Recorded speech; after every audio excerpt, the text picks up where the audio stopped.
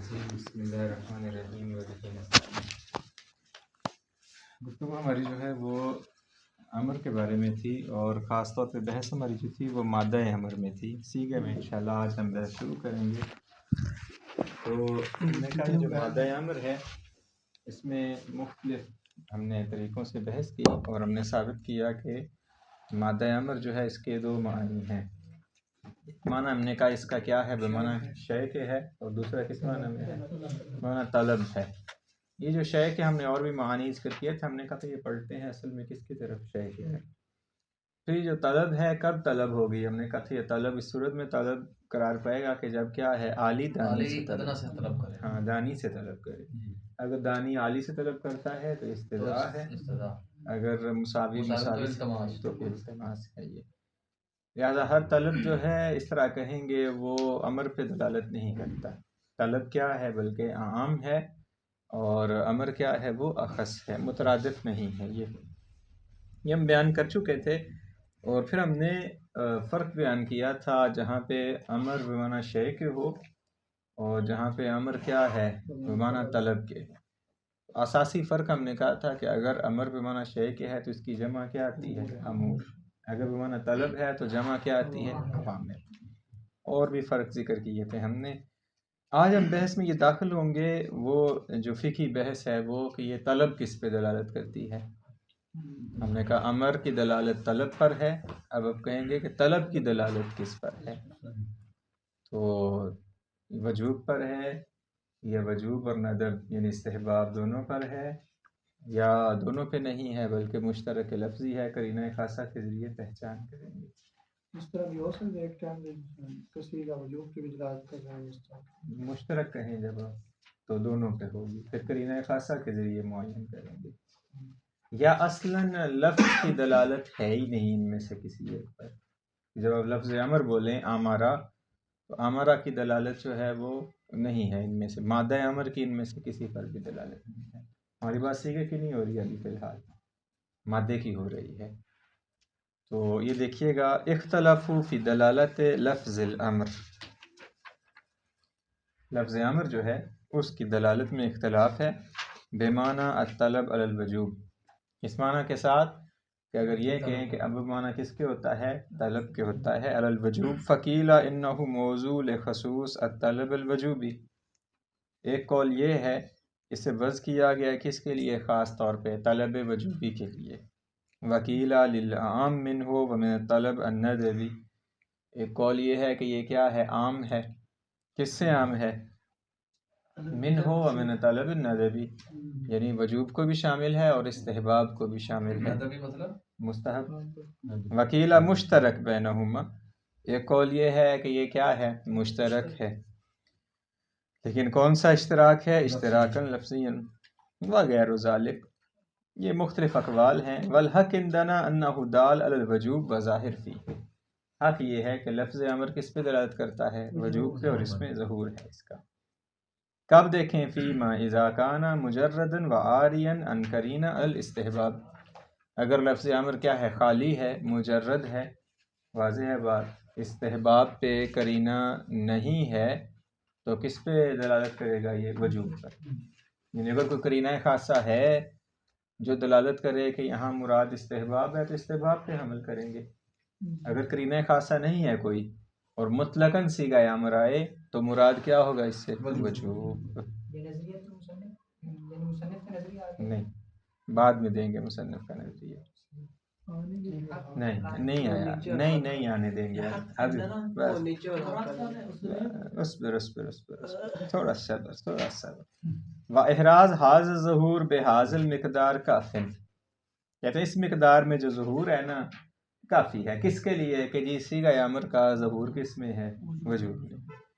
کس چیز میں کافی ہے، فی صحت استنباط الوجوب من الدلیل، کہ ہم کیا استنباط کریں، وجوب کا استنباط کریں کس سے، الذی یتضمن کلمۃ الامر.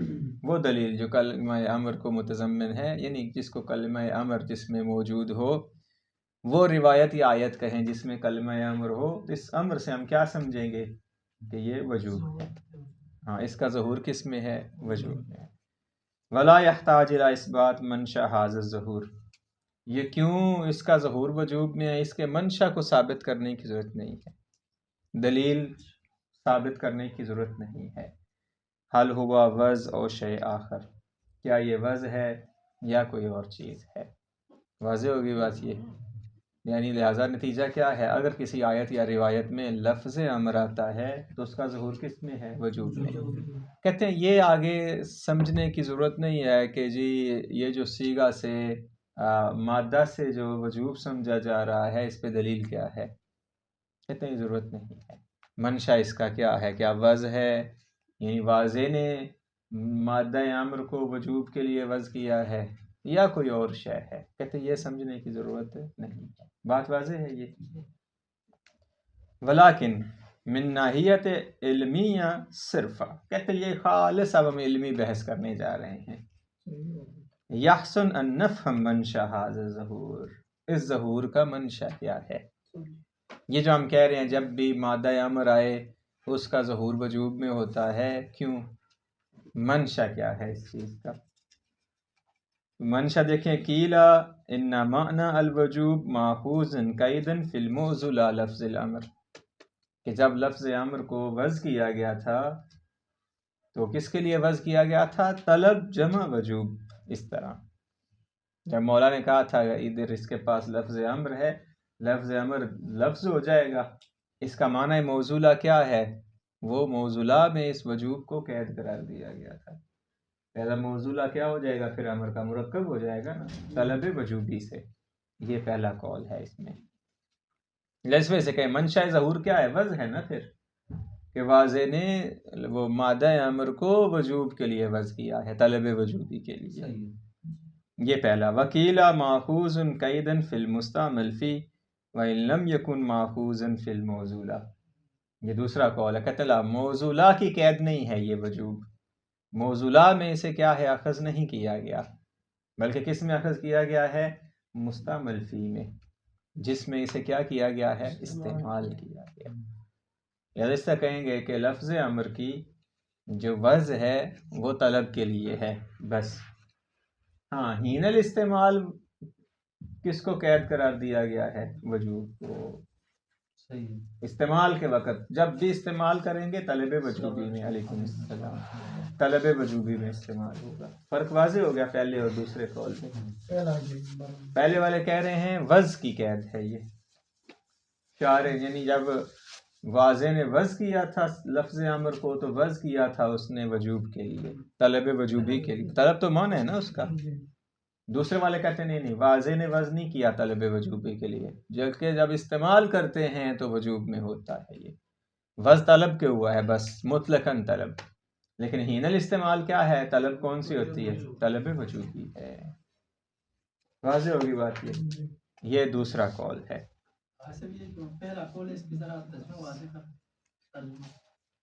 پہلا قول کہا نہیں ہم نے، اچھا کتاب سے پڑھوں۔ فقد قیل ان معنی الوجوب ماخوذ قیدا فی الموصولہ لفظ الامر، لفظ امر کا جو موصولہ ہے اس میں کس کو اخذ کیا گیا ہے؟ قید قرار دیا گیا ہے وجوب کو، لہذا موصولہ کی قید ہے یہ۔ موصولہ کیا ہے؟ اصل میں طلب ہے نا، کہیں گے طلب وجوبی ہے یہ پہلا قول۔ دوسرا موصولہ بس طلب ہے، پھر وجوب کیا ہے؟ حین الاستعمال، اسے قید قرار دیا گیا ہے۔ واضح ہو گئے دونوں قول۔ آ جائیں تیسرا قول، والحق انہ لیس قیدا فی الموصولہ ولا فی المستعمل فی، نہ یہ موصولہ کی قید ہے نہ مستعمل فی کی قید ہے یہ وجوب، پھر کہاں سے آیا؟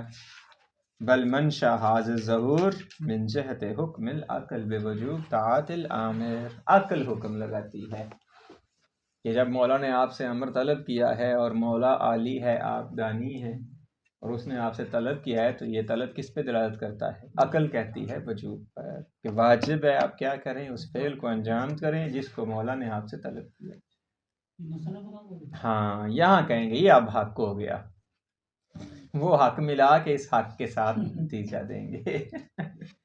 لہذا حق فقط یہ نہیں کہیں گے کہ صیغہ امر جو ہے اس کا ظہور وجوب میں ہوتا ہے، کہیں گے صیغہ امر کا ظہور وجوب میں ہوتا ہے، اور اس ظہور کا منشا کیا ہے؟ عقل دلالت کرتی ہے۔ نہ موزولا کی قید ہے یہ وجوب، نہ مستعمل فی کی قید ہے، دونوں کی قید نہیں ہے، بلکہ عقل دلالت کرتی ہے۔ یہ مولویت اور عبودیت کا تقاضا ہے کہ جب مولا اپنے عبد سے کوئی شے طلب کرے تو عبد کو چاہیے اس کی اطاعت کیا ہے، کون کہتا ہے یہ؟ عقل کہتا ہے، واجب ہے یہ انجام دینا۔ واضح ہوگی بات؟ یہ کہہ رہے ہیں بوجوب اطاعت الامر فإن العقل يستقل بلزوم الانبعاث، عقل مستقل طور پہ حکم لگاتی ہے بلزوم الانبعاث، باب انفعال ہے، وہ اس کو قبول کرنا، انفعال کے معنی میں ہے اثر کو قبول کرنا، جو مولا طلب کر رہا ہے اس کو کیا کرے؟ قبول کرے۔ ان بعث المولا، جب مولا باس کرے یعنی کسی شے کو طلب کرے تو عبد کو کیا چاہیے؟ اسے قبول کرے۔ والانزجار عن زجرہ، جس سے روکے اس سے کیا کرے؟ رک جائے۔ واضح، طلب کبھی طلب ایجابی ہے، کبھی طلب سلبی ہے، ایجابی وجوب پہ دلالت کرتا ہے اور سلبی حرمت پہ دلالت کرتا ہے۔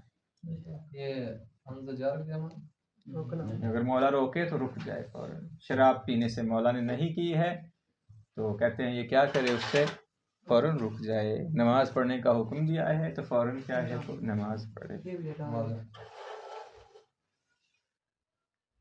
قضا، یہ دیکھیں کیوں ہے یہ عقل کیوں حکم لگاتی ہے؟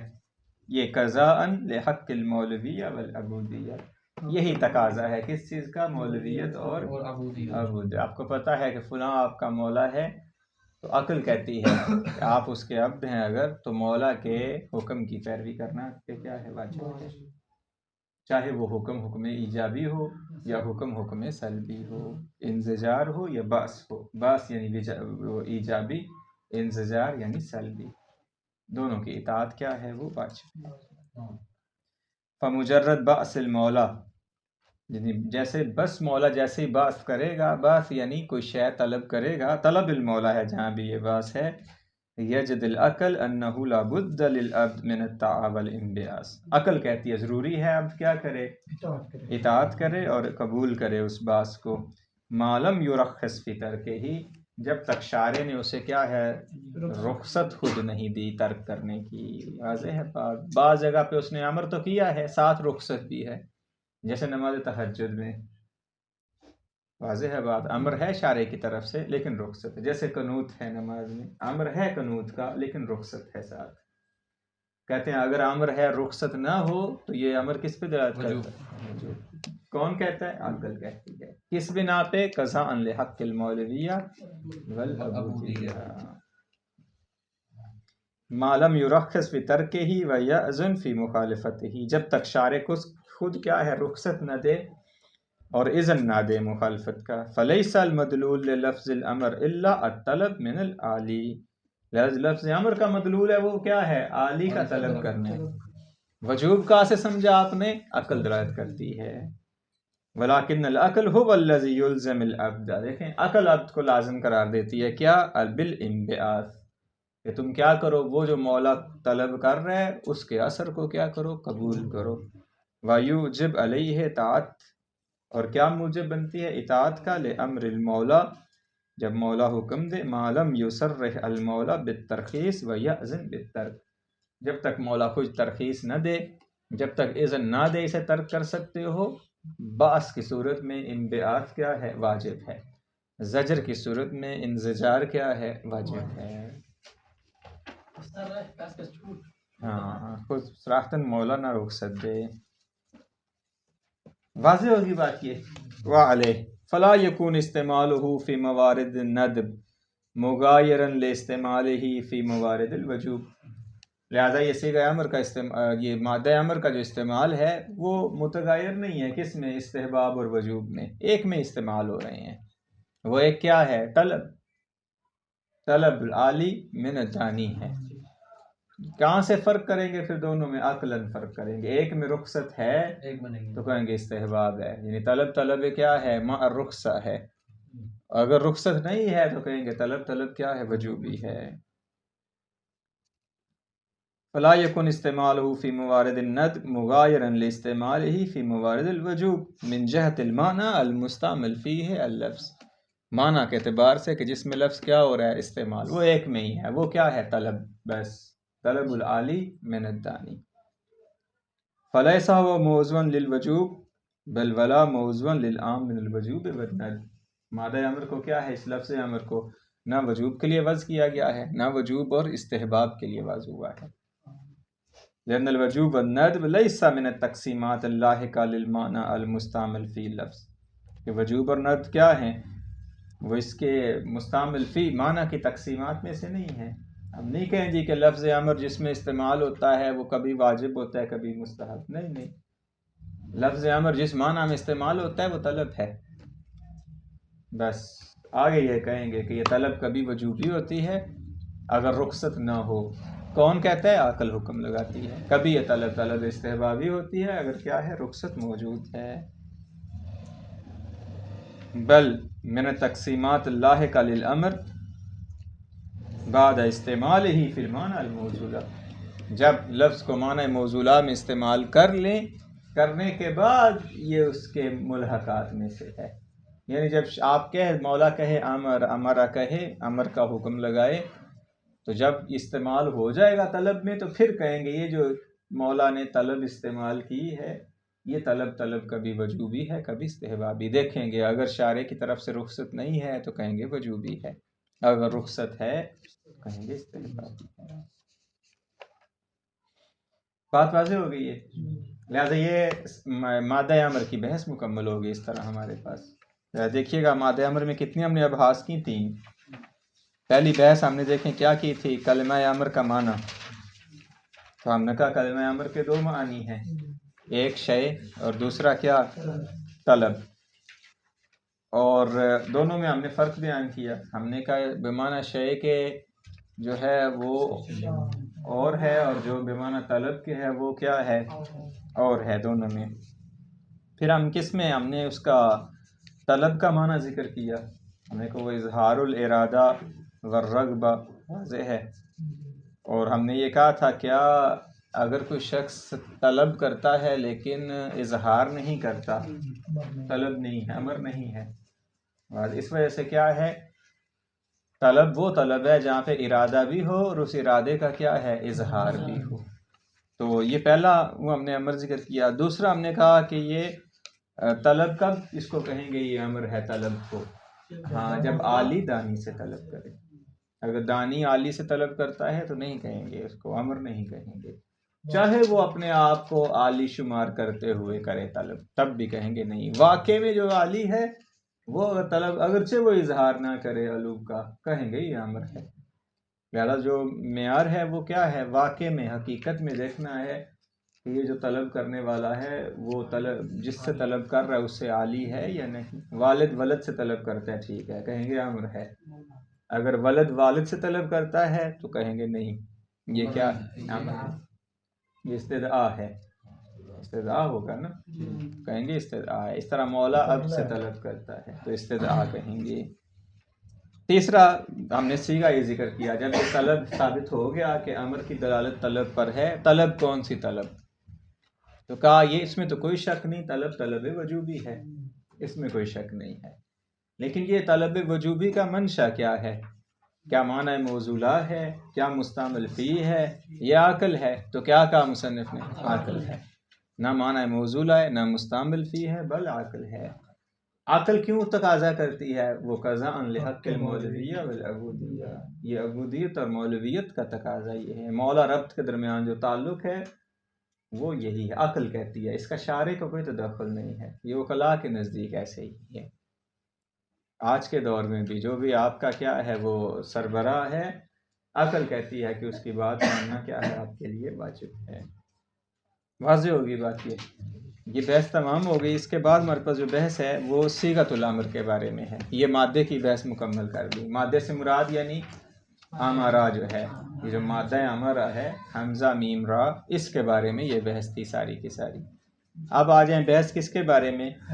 صیغہ کے بارے میں. صیغۃ الامر اے حیاتہ کا صیغۃ افعل ونحوہا تستعمل فی موارد کثیرہ. بہت سارے موارد میں یہ صیغہ کیا ہوتا ہے؟ استعمال ہوتا ہے. جیسے منہا الباس، پہلا بانا کیا ہے؟ باس یعنی طلب. وہی جیسے ہم نے مادے میں کہا ویسے اس میں بھی، جیسے کا قولہ تعالی فَأَقِیمُوا الصَّلَاةَ، جیسے وَأَوْفُوا بِالْعُقُودِ، ان دونوں میں کس میں استعمال ہوا ہے؟ بعث میں، یعنی طلب میں، یعنی ہاں یہ مولا طلب کر رہا ہے کہ بھئی نماز کیا ہے پڑھو، اس طرح طلب کر رہا ہے کہ جو آپ عقد کریں اس کی وفا کرنا کیا ہے؟ واجب ہے۔ وَمِنْهَا التحدید، دوسرا کیا ہے؟ امر استعمال ہوتا ہے کس میں؟ تحدید کے لیے، حد بندی کے لیے، محدود ہے یا شے محدود نہیں۔ اے مالو دیکھیں ما شئتم، واضح ہے، ما جو تم چاہو وہ کیا ہے؟ عمل کرو، یہاں تحدید کے لیے ہے۔ اے مالو تم عمل کرو، یہاں طلب نہیں ہے تمہارے لیے عمل کرنا واجب ہے، نہیں عمل کرو ما شئتم جو چاہو۔ ہاں اس کی حد بندی کی یا نفی کی جا رہی ہے، ما شئتم جو چاہو عمل کرو، کوئی مشکل نہیں، بس حلال ہونا چاہیے۔ تیسرا التعجیز، اور کیا ہے؟ تعجیز عجز کو بیان کرنے کے لیے، محتاجی کو، کا قول فَأْتُوا بِصُورَةٍ مِّن مِثْلِهِ، محتاجی کو ہاں فَأْتُوا بِصُورَةٍ، فَأْتُوا صیغہ امر ہے یہاں پہ، اللہ وہ کفار کو کہہ رہے ہیں نا کہ تم ایسی ایک سورہ لے کے آؤ، یہ امر بیان کر رہا ہے کہ تم نہیں لا سکتے، عاجزی کو بیان کیا جا رہا ہے، تم نہیں کر سکتے یہ۔ وغیر ذالک من التسخیر، تسخیر کے لیے آتا ہے یہ، جیسے یہ نیچے انہوں نے آیت دیا ہے کونو قردۃ خاسئین، تم کیا ہے؟ بندر بن جاؤ، بن نہ جانا، کونو قردۃ خاسئین، وہ دیکھیں یہاں تسخیر کے لیے ہے، تبدیلی کے لیے، جنس کی، مسخر کرنے کے لیے، ہاں، والانذار ڈرانے کے لیے، والترجی امید کے لیے، والتمنی تمنا کے لیے، ونحوہا، ان کا مثل اور بھی معانی ہیں، جیسے انہوں نے لکھا ہے استعانہ کے لیے، تکذیب کے لیے، مشورہ کے لیے، تعجب کے لیے، احتکار کے لیے، دعا کے لیے، اہانت کے لیے، مختلف معانیوں کے لیے استعمال ہوتا ہے صیغہ۔ صیغہ امر کیا ہے؟ معین نہیں ہے کسی خاص معنی کے لیے، مختلف معانی میں یہ کیا ہے؟ استعمال ہوتا ہے۔ ولیکن الظاہر ان الحیا فی جمیع ھذی المعانی استعملت فی معنی واحد، یہ اچھا کیا، جب وہاں امر میں بھی کہا نا، جب امر بمعنی شے کے ہے تو وہ مختلف معانی تھے، کہا تمام پلٹتے ہیں ایک کی طرف، یہاں بھی یہ جتنے معانی ہیں ایک، وہ کیا ہے؟ لیکن لیس ہوا واحدا من ھذی المعانی، لیکن وہ جس میں یہ استعمال ہوتا ہے ان میں سے کوئی بھی نہیں ہے، واضح ہے بات یہ۔ لأن الحیا مثل افعل شانها شان الحیات الاخرى، کہتے ہیں یہ جو حیا ہے جیسے کہ افعل ہے، اس کی شان کس کی طرح ہے؟ جیسے باقی حیات کی ہے، افعل اور باقی حیات میں کوئی فرق نہیں ہے، واضح ہے بات یہ۔ دیکھیں ہم نے کیا کہا ابھی تک؟ ہم نے کہا جی صیغہ افعل جو ہے یہ مختلف معانی ہیں اس کے، کبھی باس ہے، کبھی تحدید ہے، کبھی تعجیز ہے، کبھی فلاں ہے، کبھی فلاں ہے، کبھی فلاں، ان میں استعمال ہوتا ہے۔ کیا ان کے لیے وضع ہوا ہے؟ نہیں کہتے استعمال ہوتا ہے، یہ وضع ان میں سے کسی ایک کے لیے بھی نہیں ہوا۔ وضع کس کے لیے ہوا ہے؟ کہتے ہیں وہ ایک معنی ہے جس کے لیے وضع ہوا ہے، وہ کیا ہے بعد میں سمجھائیں گے، اس کی ابھی اس کو سمجھانے کے لیے یہ بحث اب شروع کر رہے ہیں، لہذا کہ اس طرح ہماری جو بحث ہے وہ یہ ہے صیغہ افعل کو وضع کس کے لیے کیا گیا ہے۔ تو کہتے ہیں اس سے پہلے کہ ہم آپ کو بتائیں، پہلے ایک مقدمہ ہے وہ سمجھ لیں۔ مقدمہ کیا ہے؟ یہ ہے کہ صیغہ افعل چونکہ حایت ہے، مادے کے مقابلے میں حایت ہے نا یہ بھی، تو کہتے ہیں اس کی جو صورت حال ہے وہ باقی حیات کی طرح ہے۔ کیا ہے وہ؟ اب ہماری بحث یہاں آگئی کہ جو حایت ہے اس کی وضع کس کے لیے ہوتی ہے۔ حیت ضربہ ہے، حیت یضرب ہے، یہ ساری یعنی فعل، یفعل، افعل، تفعل، کیا ہے؟ مفعول ہے، فاعل ہے، مفعل ہے، مفعل ہے، جتنی حیات ہیں جو مصدر سے اشتقاق ہوئی ہیں یہ سب حیات ایک معنی کے لیے وضع ہوئی ہیں، ان میں سے صیغہ امر کی بھی حیت ہے، تو وہ آج ہم ثابت کریں گے کہ ان حیات کا معنی کیا ہے جس کے لیے یہ وضع ہوئی ہے۔ واضح ہوگی بات یہ، دیکھیے گا۔ لأن الحیا مثل افعل، دیکھیں شانها شان الحیات الاخرى، یہ باقی حیات کی طرح ہیں، اس کی شان بھی کیا ہے پھر؟ یہ اب بیلٹ باندھ لیجئے گا، وضعت، ان حیات کو وضع کیا گیا ہے، کس کے لیے؟ لِإِفَادَةِ نِسبَةٍ خاصہ، خاص نسبت کا فائدہ حاصل کرنے کے لیے۔ تمام حیات سے جو فائدہ حاصل کیا جاتا ہے وہ کس چیز کا؟ نسبت کا۔ کس کی طرح؟ کل حروف کی طرح۔ جیسے حروف سے فائدہ حاصل کرتے ہیں نسبت کا، ویسے ہی ان حیات سے بھی فائدہ حاصل کرتے ہیں کس چیز کا؟ نسبت کا۔ اب وہ یہ ہو گیا ان کی وضع۔ اب وہ نسبت کیا ہے؟ یہ ایک سے نکال رہے ہیں دوسرے کنویں میں ڈال رہے ہیں۔ کہا حروف یہ جو افعل ہے وہ ان میں استعمال ہوتا ہے۔ کہا وضع ہے ان کے لیے، وضع ہوا ہے؟ کہا نہیں وضع نہیں ہوا۔ وضع کس کے لیے ہوا ہے؟ ایک معنی کے لیے۔ کہا کیا ہے معنی؟ کہا یہ باقی حیات کی طرح ہے۔ وہ کیا ہے وہ؟ کہا وہ نسبت ہے۔ وہ کیا ہے نسبت؟ واضح ہے، یہ کہتے ہیں حروف کی طرح ہے۔ وہ حروف میں کیا ہے وہ نسبت، اس کی طرف ابھی جائیں گے۔ واضح ہے بات یہ۔ وَلَمْ تُعْزَى لِإِفَادَةِ مَعَانٍ مُسْتَقِلَّةٍ، معانی مستقلہ کے لیے واضح نے وضع نہیں کیا ان کو، حروف کی طرح غیر مستقل معانی ہے ان کا۔ فَلَا يُصِحُ أَن يُرَادَ مِنْهَا مَفَاهِيمُ هَذِهِ الْمَعَانِيِ الْمَذْكُورَةِ، لہذا اس سے یہ مراد وہ جو معانی ہم نے ذکر کی ہیں وہ نہیں لے سکتے اوپر جتنوں میں استعمال ہوا ہے۔ تو یہ پھر ایسے ہو گیا نا کہ یہ وضع ہوا ہے، کسی شے کے لیے استعمال ہوتا ہے کسی شے کے لیے، تو جب بھی استعمال ہوگا استعمال مجازی ہو جائے گا۔ یہ تو پھر صحیح بات ہے، یہ تو صحیح نہیں ہے، چونکہ آپ کہہ رہے ہیں وضع ہے نسبت کے لیے، جیسے حروف ہیں استعمال ہوتا ہے ان میں سے کسی ایک میں، تو یہ تو پھر استعمال فی غیر موضع اعلیٰ ہو گیا، تو استعمال مجازی ہو جائے۔ کہتے نہیں ایسے بھی نہیں ہے، وضع ہے نسبت کے لیے، نسبت بھی غیر مستقل ہے حروف کی طرح، معنی مستقلہ نہیں ہے، استعمال ہوتا ہے ان معنی میں کسی میں، یہ استعمال بھی مجازی نہیں ہے۔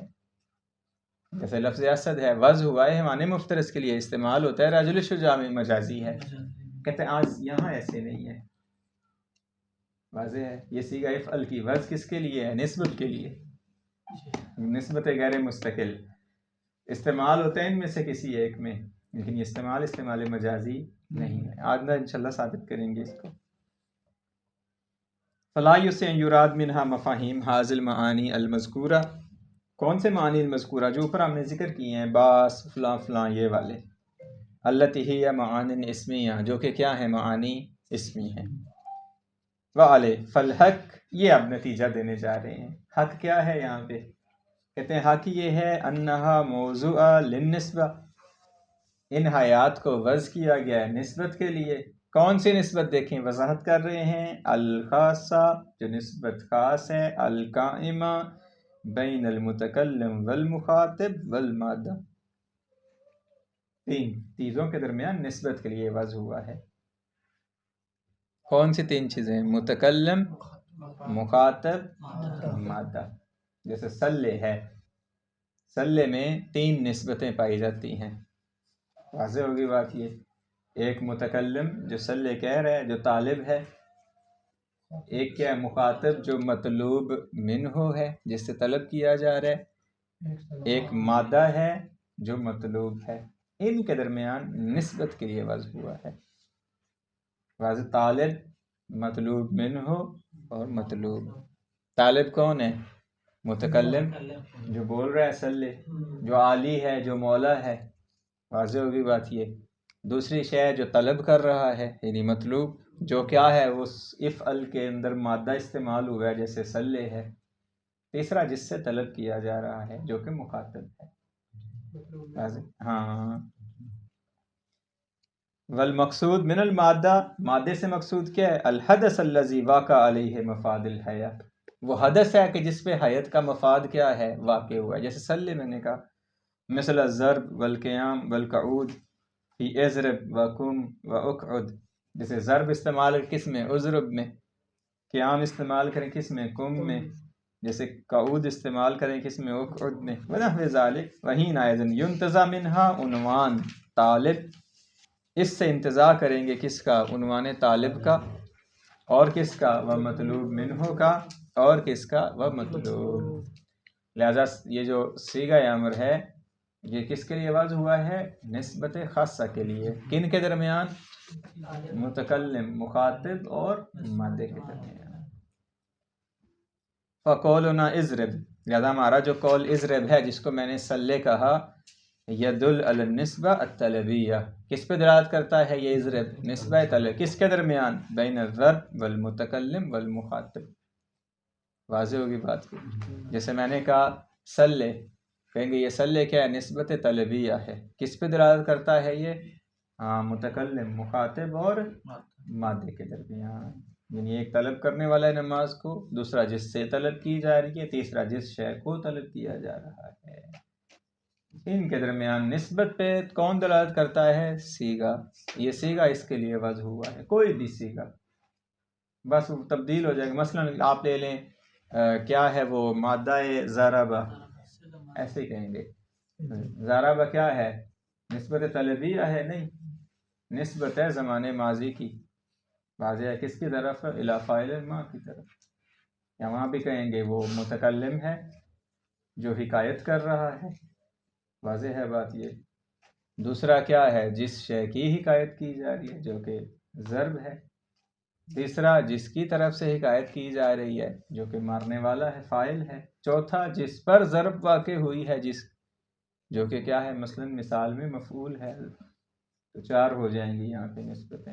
ایسے مضارع میں لے جائیں آپ، ایسے اسم فاعل میں لے جائیں، اسم مفعول، صفت مشبہ، اسم مکان وہ زمان، اور ان تمام اسم اعلیٰ میں، ان تمام میں یہ کیا ہے؟ وہ استعمال ہوتا ہے. کہاں سے ایسے ہو جائے گا؟ آگا ایسا نہیں ہوگا. تو چوتھی قسم تو مستحیل ہو جائے گی نا پھر. یہ ہم نے تیسری قسم نہیں کہا تھا. تیسری قسم میں آئیں گے. ہم نے کہا تھا اسماء اشارات، موصولات، حیات، حروف، اس میں وضع عام ہوتی ہے. موصولہ کیا ہوتا ہے؟ وضع عام ہے نا، وضع عام ہے یعنی لفظ عام ہے. وہ کیا؟ یہ افعل. موصولہ خاص ہے، وہ کیا؟ نسبت طلبیہ بین المتکلم مخاطب والمادہ. تمام